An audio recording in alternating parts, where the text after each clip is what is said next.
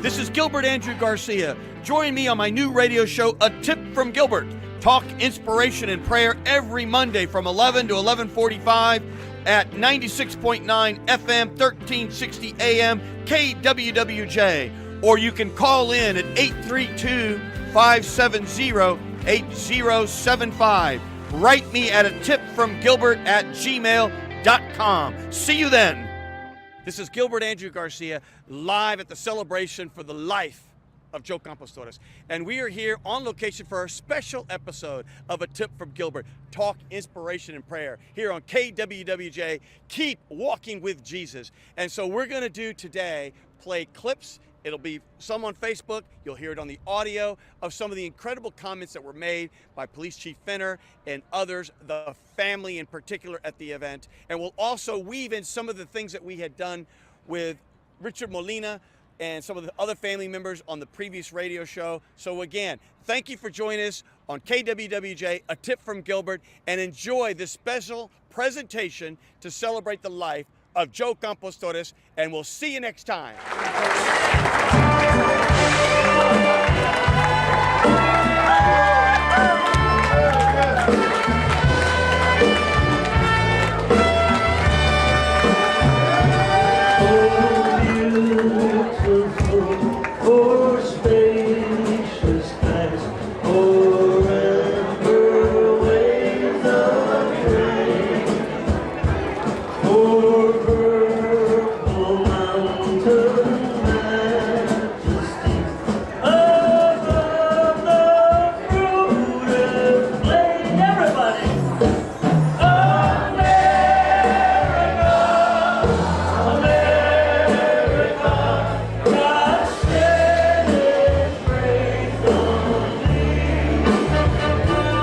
Gilbert Andrew Garcia. We are here at one of the most incredible events in Houston's history as we celebrate the life of Joe Campos Torres. We all know the story from May 5th, 1977, but here we're here to celebrate the life. And we're here with several thousand people, all the elected officials from the state to the county to the city, you name it, they're here. And lots of love, lots of attention. The family spoke. It was so emotional as they really reflected on his life and what this moment means for them. And you can see the incredible banner that is here. Soon it will be replaced with an actual mural when this building is replaced. And then we have the most incredible marker that will stand forever, that will talk about the story of Joe Campos Torres. Because at the end of the day, the best thing we can do is to honor him by saying his name, Joe Campos Torres. And the best thing we can do is remember so it doesn't happen again. So the beauty is we're all here to celebrate his life. So thank you for being here. This is just step one. Step two will be to increase stuff here at the plaza, to have a canopy. And so we're looking forward to making this a destination, not just for Houstonians, but for all visitors where they can come and reflect on the importance of humanity and life together. So this is Gilbert Andrew Garcia saying thank you. Como un pobrecito animal. Dios mío, ¿qué será de mí?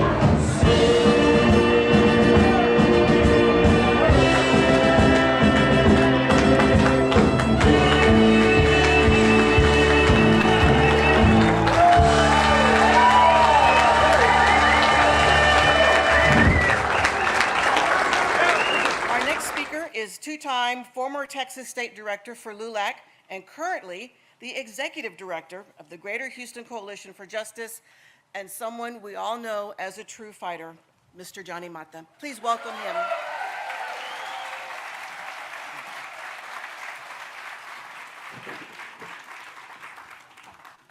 You know, I taught Ruben everything he knows,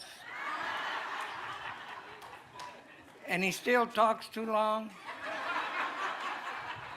No, I was so embarrassed when we went to one of our long-standing LULAC members' wake, and I was asked to say a few words, and you know, I speak very short every time. And Ruben was first, and he said I talk too much. I had about 20 pages that I finished last night at 4 o'clock this morning, but I decided because of the quality of speakers that we have, I'm going to cut it short. And I was going to say good morning, gentlemen and ladies, but I see it's the afternoon already. But on a serious note, as you know, there are many chapters in our lives that we would like to forget. And maybe on a personal note, it's the first time you went to the dentist, as well as the more important one is the loss of someone we love. With that, I would say that the Torres family has come a long way for this moment in honor to Jose Campos Torres. Let's give them a warm applause.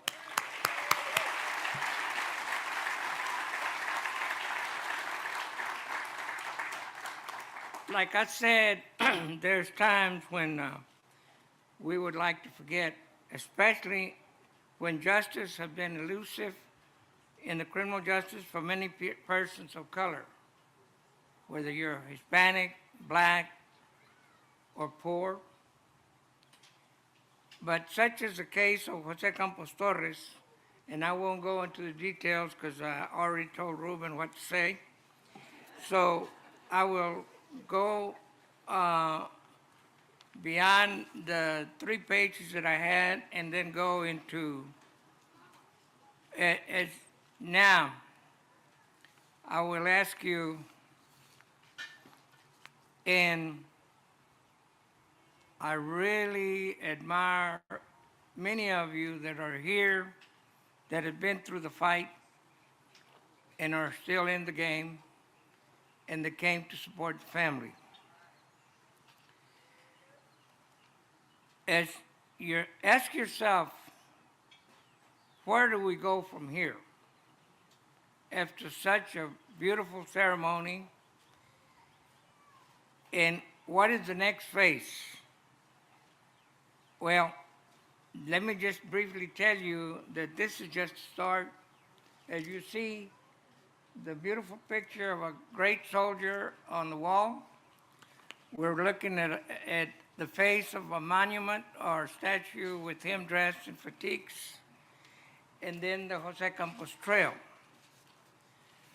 But let us ask where that trail will lead, beyond at the end where he was dropped. The mayor, and I'm sorry, Mayor, I'm going to steal your thunder. The mayor created a task force during the George Floyd case. And I say to the mayor, or to the following mayor, let's get an independent review board with teeth and subpoenaed powers.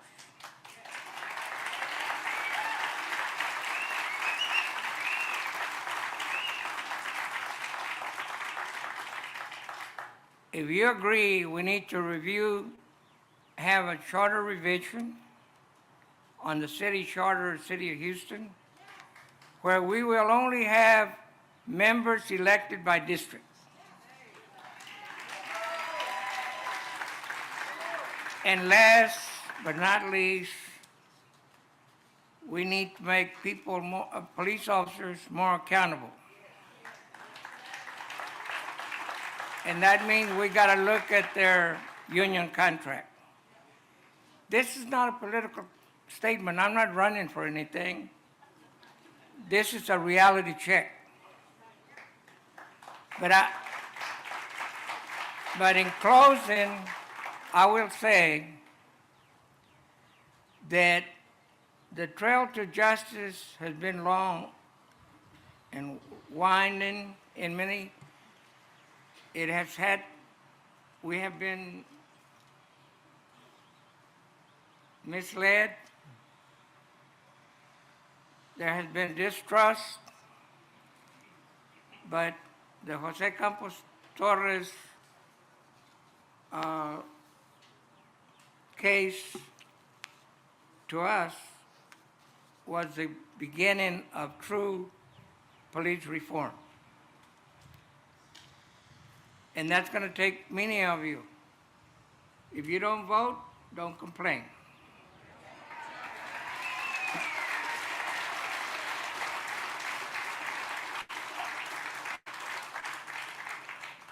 And if you vote, make your representative accountable to the people.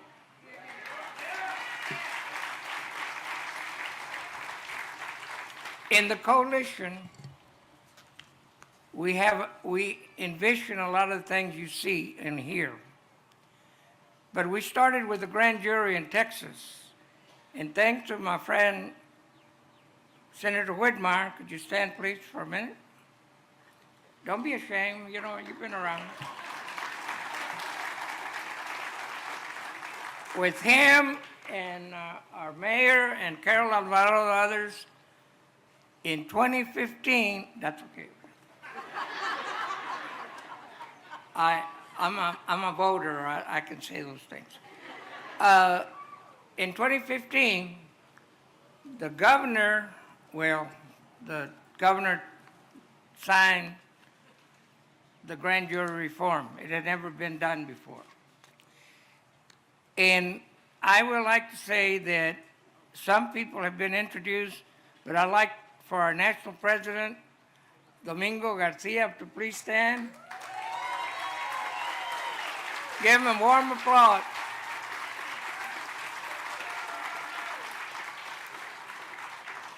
And we have on my left, Donna Baharic. Could you stand? Donna Baharic was the chair of the Texas Education Board, responsible to lead Mexican American Studies, Black Studies in the state of Texas. Give her a warm applause.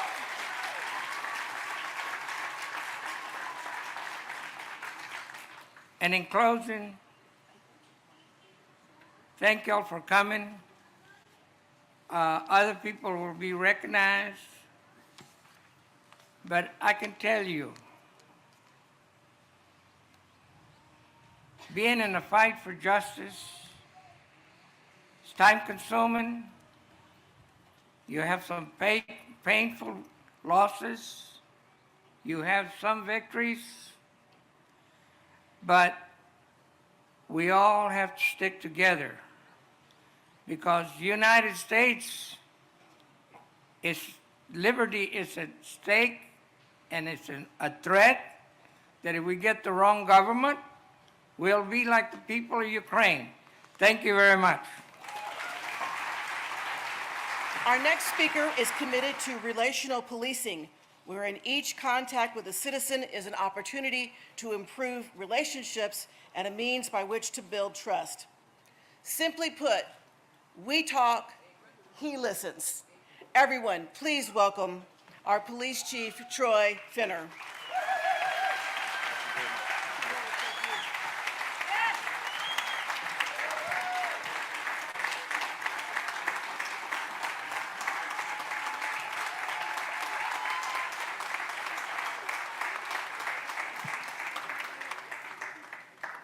I'm going to be obeying cop today.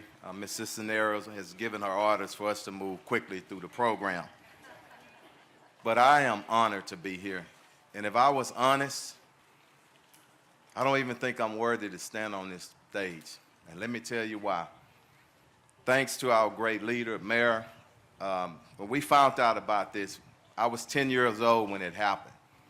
But when I found out the family hadn't received a simple apology, my mom and dad taught me, if you're wrong, just say it. It brings about healing. So I want to thank the mayor for when we had that conversation, he said, absolutely, let's do it. And you deserve it. Mama Torres, thank you so much.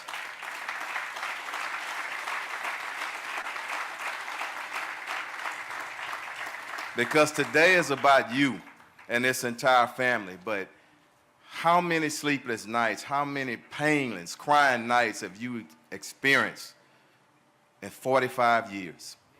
And I just want to thank you for being that person, the head of that family, that kept us going to get us to where we are right now. That's a beautiful thing, and I'm proud.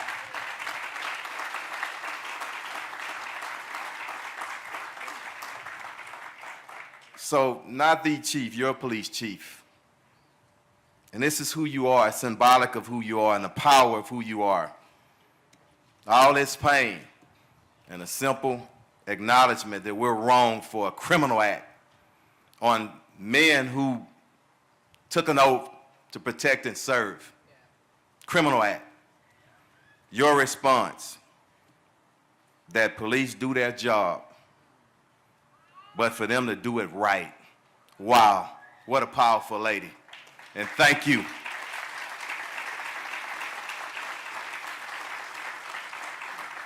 And I pledge to you in this administration that we will hold people accountable. We got a lot of work to do. And don't think because we are here today, the work stops. That work continues. And I want to commit to you today that I'm going to be standing strong, and all of the leaders that you see here will be standing strong. Let me pause and just for 1 second. Janie and Richard, thank you, because had not it been for you and the fight, never forgetting about your brother and your uncle, I can't tell you the amount of protests I've been out on over the years. And I see you, and I felt that pain. I seen the anger in your eye, but you never turned a cold, hateful shoulder to me. It was love and just wanting us to get this thing right. So thank you both for what you do. Thank you. And in closing, I want us to recognize one thing. When one of us are hurting, when one of our families are hurting, we all hurt as Houstonians. And I am so proud. You look at the diversity. This is Houston. And whatever we're faced with, tragedy, crime, we stand together as one family. I love you, Mama Torres, and I'm standing with you to the very end. Thank you. I'm honored to be here.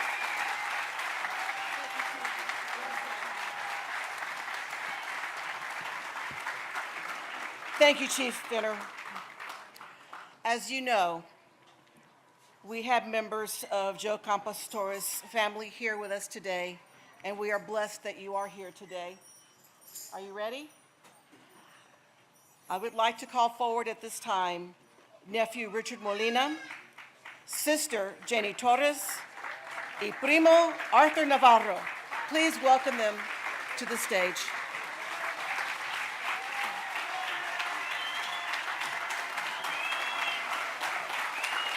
Real quick, if you're able to, one fist in the air.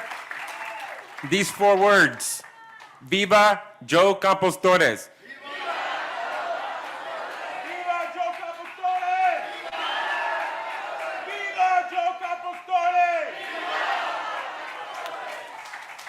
Thank you. I just wanted to bring up my mother, Janie Torres, say a few words. Thank y'all so much.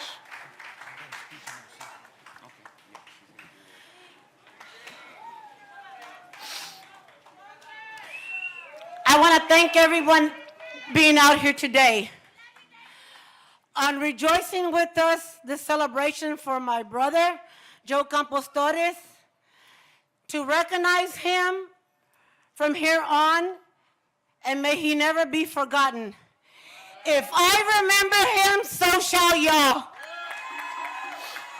If I remember him, so shall y'all. Thank you.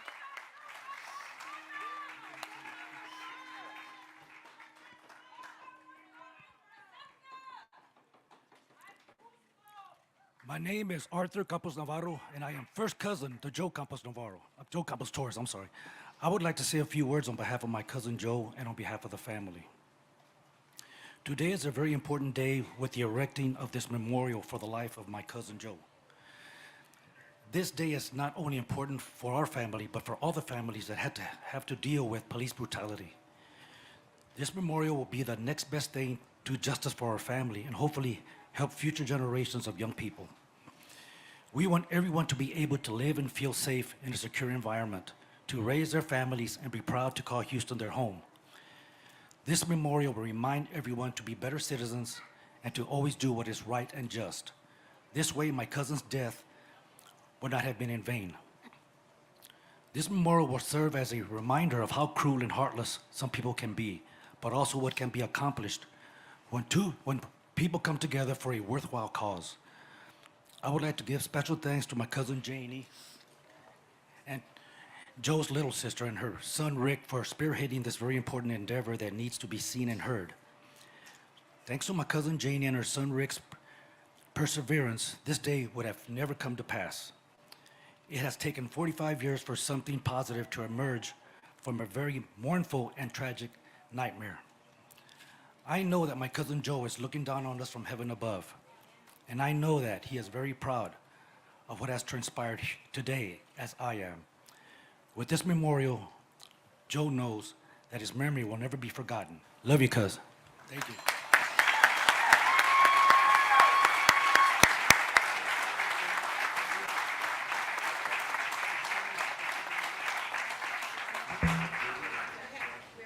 So, is everyone inspired? Is everyone ready to get out and continue the social justice that started with the people that are here now? I hope so, because it's very inspiring to be here today. At our next special announcement, please welcome Gilbert Garcia to the stage. As we're waiting for the great Johnny Mata, let me just say one thing. First and foremost is, this is an extraordinary experience, and when I look at this audience, I have never seen a person bring together everybody from the community. This is one Houston. You see the Latino community, the Anglo community, the Black community. You see the Sheriff's Department, the county, the city. We're all here in one place under one roof to celebrate the life of Joe Campos Torres. And let me tell you, I can feel a little bit of Joe Campos Torres in me today. So I want to do it again that the family said. Let's say his name, because that's the best way we can honor him, is to say his name. So when I say Joe Campos Torres, you say it with me. I am Joe Campos Torres. I feel it in me. Let's say it louder, because the family, we want them to hear it. I am Joe Campos Torres. And let's say it louder so the heavens, he can hear it in the heavens. I am Joe Campos Torres. Awesome. Let me tell you, give yourself a round of applause. And let me tell you, an event like what happened in 1977 has an impact on a family for generations. And that's why I'm here on behalf of LULAC Council 19, which I'm a member, Isidro Garza somewhere out there, and the great Johnny Mata, because we want to help break the mold. We want to do something so the family can move forward and put some closure to this. So we have a ceremonial check for $15,000 for Sean, who is the brother, Richard Molina, and the nephew of Joe Campos Torres. $15,000 for the college of his choice. Bam!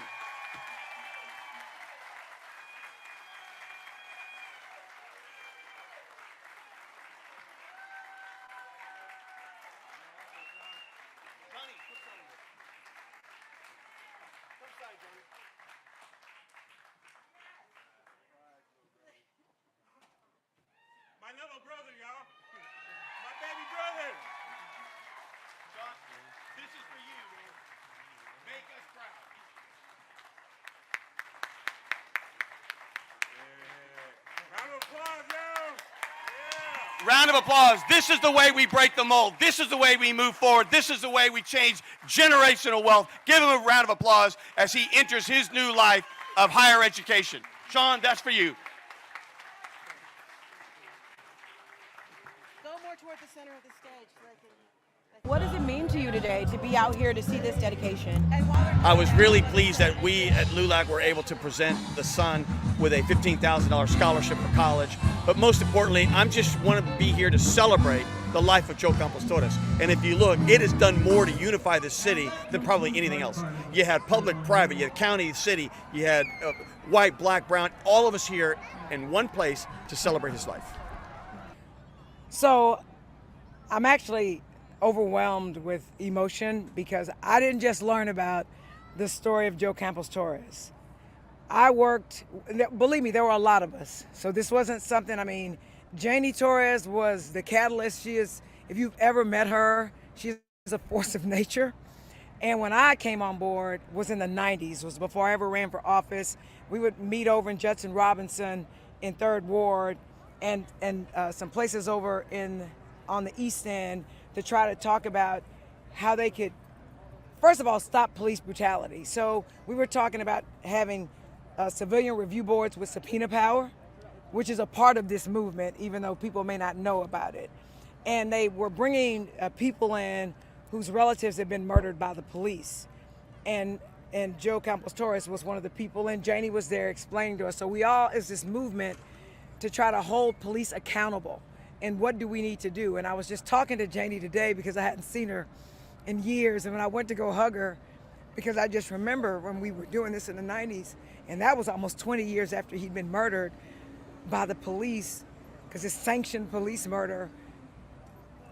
I was just overcome with emotion, right? Because it's been 30 years since then. That doesn't make any sense to me, that it's taken 30 years.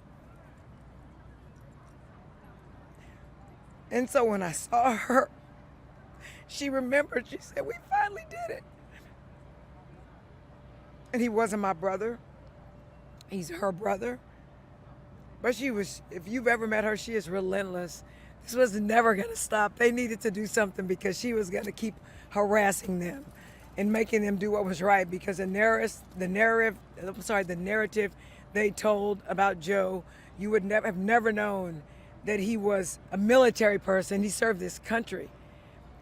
You would just never know that. And for them to say, and she told us then, just like she told us today, they said, let's see if this wetback can swim. And he's in handcuffs.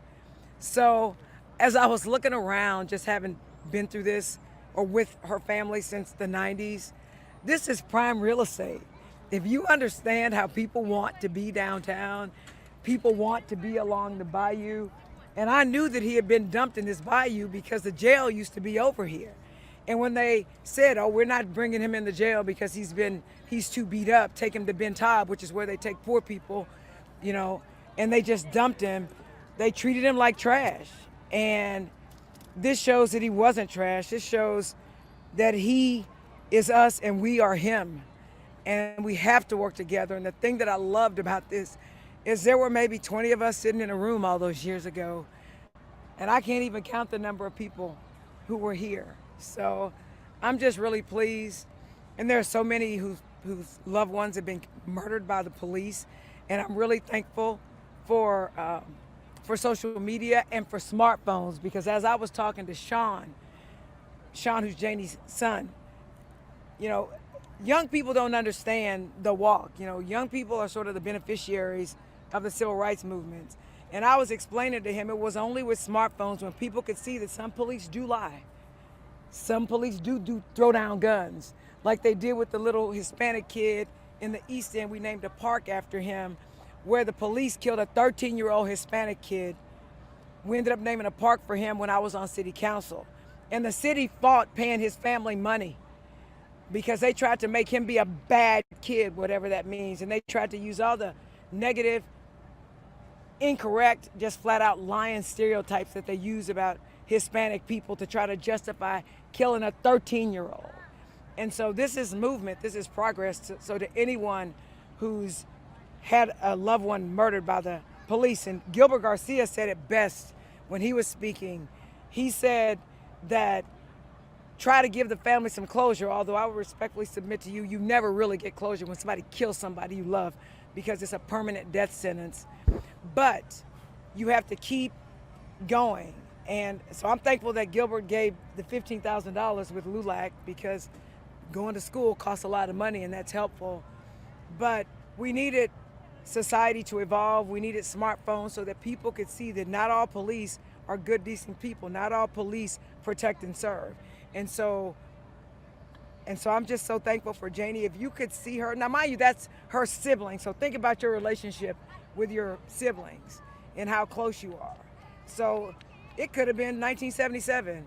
She was just as emotionally touched. So I believe that what this shows you is when people tell us to get over it, that you don't get over it. And so I'm just really thankful for Janie, because she's been the face of this struggle, and she's been around when nobody was there but 5, 2, 3, 20 people in a room, and she just kept going. Like, she just kept going. And so people who've lost loved ones to police murder, and that's what it is, it's police murder. Do not give up. That was 77, is that almost 50 years? 44 years. 44 almost years. 45. But it shouldn't have taken that long, but God is a good God. The arc of the moral universe is long, but it bends towards justice. And this is one small step, because when they oppress one of us, they oppress all of us. So if you're lucky enough to be rich and you think this doesn't affect you, you don't judge a society by how the best people live. You judge a society by how we treat the least, the last, and the lost. Amen. And so the people in this fight, we fight for people who are the least, the last, and the lost. Amen. Amen to that. Amen. And so We I thank think you, we Jelana Jones. say, you need to say his name. Say his name. Joe Campos Torres. You need to say his name. Joe Campos Torres. And when they want to talk about Hispanic history or Mexican American history or whatever, you need to tell his story. And you need to tell that there was justice. Even though it was delayed, there was justice for the brown community in Houston, Texas. Amen. Amen.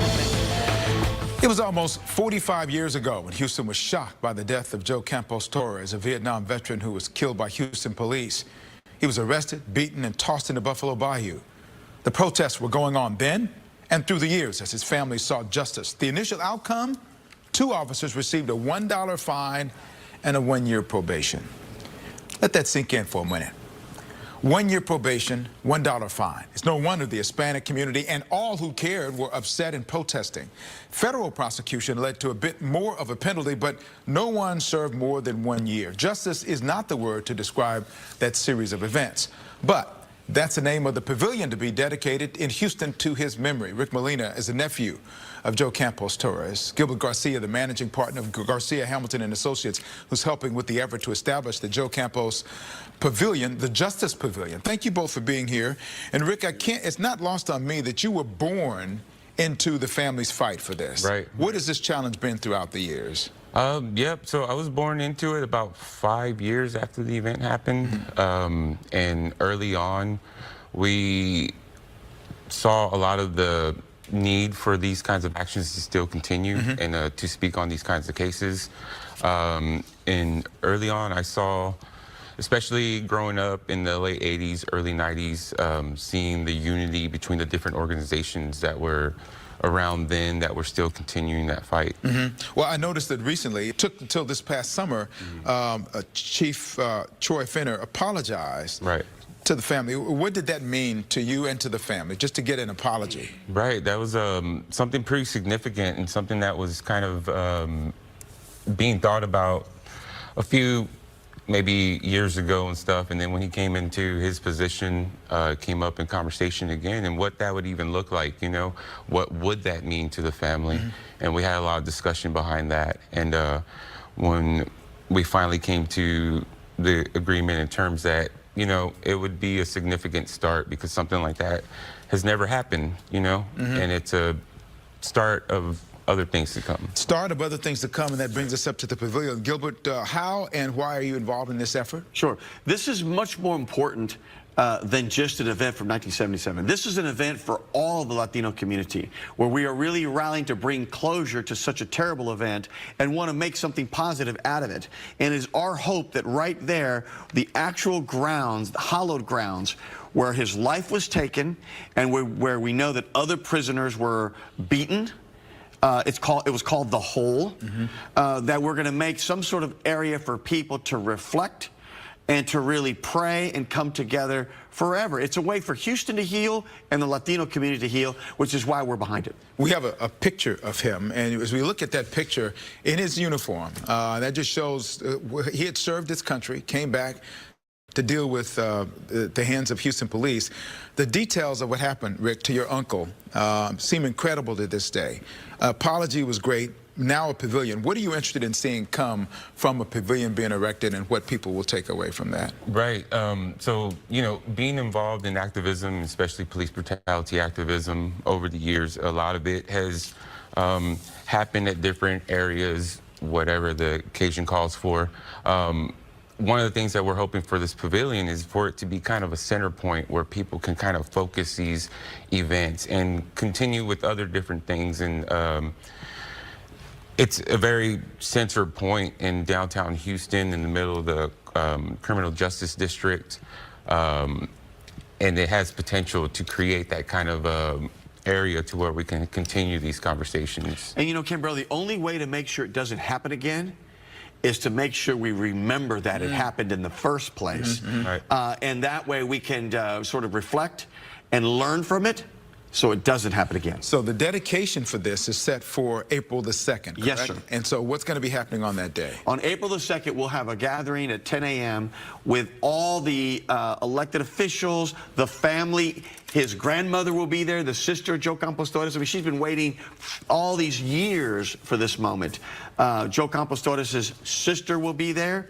There's going to be a 21 gun salute, all kinds of wonderful things in his memory, so we can all really celebrate his life that was taken from him too early, and again, begin to reflect on those events. We're going to have a lot of historical figures from back then also come and speak. So if somebody wants to get involved and support this, how can they do that? Well, they can reach out to either one of us. We are heavily involved with the members of LULAC as well. We'll have our contact numbers, and of course, Johnny Mata's been a big leader. You see Delgado. These are LULAC legends that really want to see true justice happen. Yeah, they started it. They were part of the start of this. That's happened. Hey, thank you so much, Richard Molina, Gilbert Garcia. We are here to really plan a very important event for the Latino community. When you look at other communities, they have memorialized many things in their history.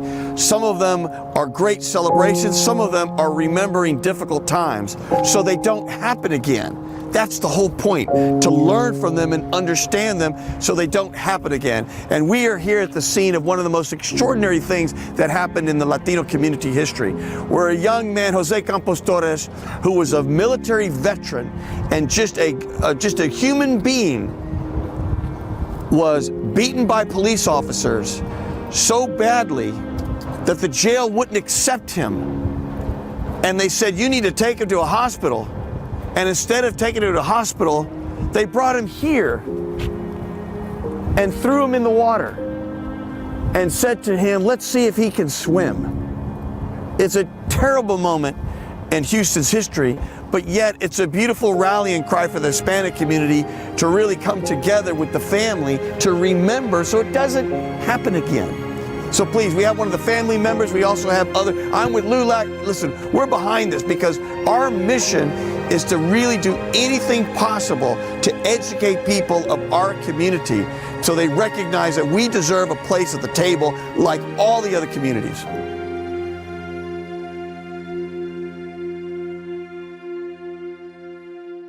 Talk about the unveiling of the incredible mural. And by the way, while you were talking, I went through this incredible booklet that was put together. And when you look at this booklet, there's some extraordinary pictures in here. We went to the Chronicle archives, and you can see some of the family members. You can see some of the people. You can see the hole. You can see when they were dredging the bayou. You can see pictures of Jose Campos Torres. You can see people there praying for him. You can see the rendition of what we're hoping in the future will be a place for prayer and peace. You can see the unveiling of the mural. Talk about that mural and what it means to you. And it's going to be right there at the side of the building there. Right. So we we're unveiling ideas for a mural that we have been working on for the past few months as well, and it's kind of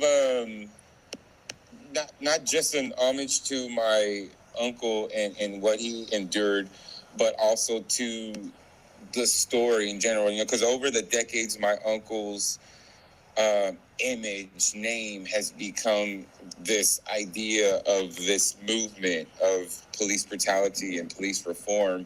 But we also want to take it a step back and start to begin to humanize my uncle and really just tell the story of my uncle.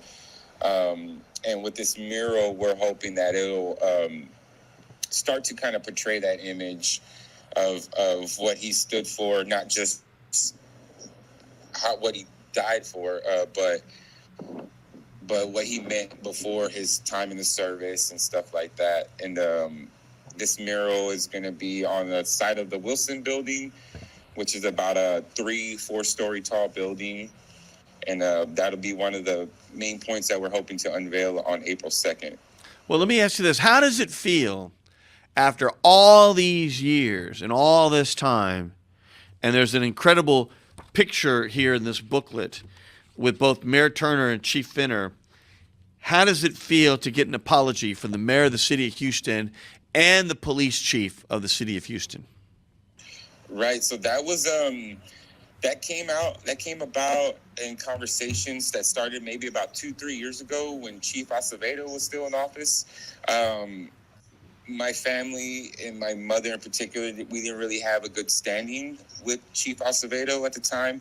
There was a lot of things that were happening within the police department that called on us as police brutality activists to confront. One of which being the botched drug raid that happened over to Regina Nichols and Dennis Tuttles, 2 civilians over in the Easton that were victims of a false drug raid and essentially just lost their lives. So that this conversation started around then. What it looked like to have essentially the police department offered an apology to the family, something that has never happened before. These projects and these things that we're doing now, a lot of this has never happened before, has never been brought to the table. So working out with that apology with Chief Finner and Mayor Turner was something special.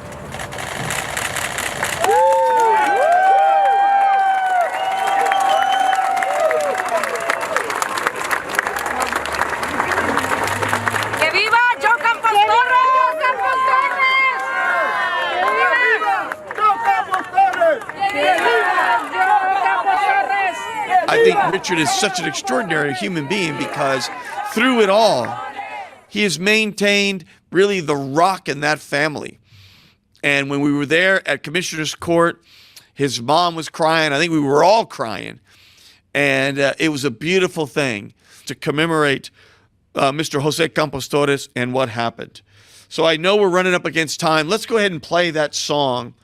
And I think that when you think about Mr. Jose Campos Torres and you think about, the last word with his family here after all these years, it's just one of those reasons to just give thanks. And that's what this song's all about, 10,000 reasons. If you ever doubted anything why to praise God, just listen to this song and he's going to give you many reasons. The best thing we can do is to honor him by saying his name, Joe Campos Torres. And the best thing we can do is remember so it doesn't happen again. So the beauty is we're all here to celebrate his life. So thank you for being here. This is just step one. Step two will be to increase stuff here at the plaza, to have a canopy. And so we're looking forward to making this a destination, not just for Houstonians, but for all visitors where they can come and reflect on the importance of humanity and life together. So this is Gilbert Andrew Garcia saying thank you. This is Gilbert Andrew Garcia. Join me on my new radio show, A Tip From Gilbert. Talk, inspiration, and prayer every Monday from 11 to 11:45 at 96.9 FM, 1360 AM, KWWJ. Or you can call in at 832-570-8075. Write me at a tipfromgilbert@gmail.com. See you then.